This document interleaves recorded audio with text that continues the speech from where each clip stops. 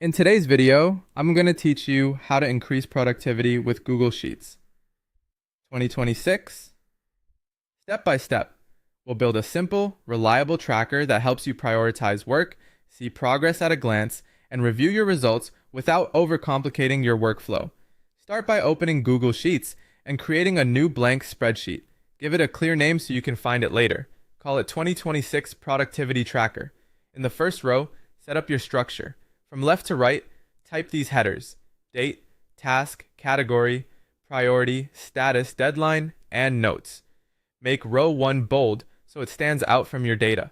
This row is your anchor, so keeping it consistent will make everything else work smoothly. Next, get organized with categories in the category column.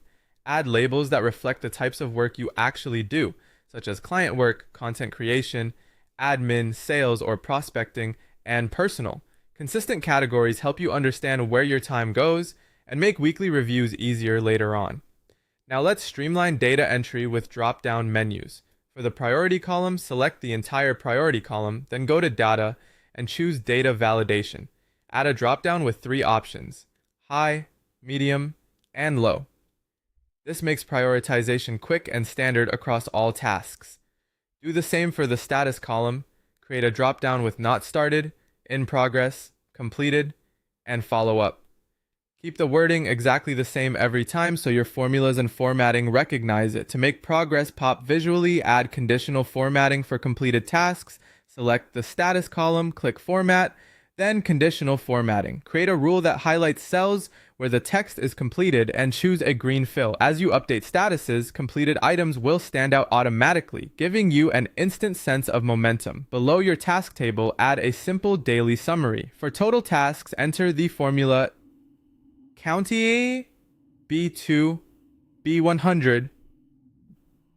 For completed tasks, use ESO's County IF E2 E100 completed. For completion rate, use a County IF E2 E100 completed. County A B2 B100, then format that result as a percentage. If your list grows beyond row 100, expand those ranges to cover more rows. Finally, create a second sheet tab and name it Weekly Summary. Use it to track totals for the week, how many tasks you completed, which tasks were tied to revenue, and any missed deadlines. This view makes your weekly review straightforward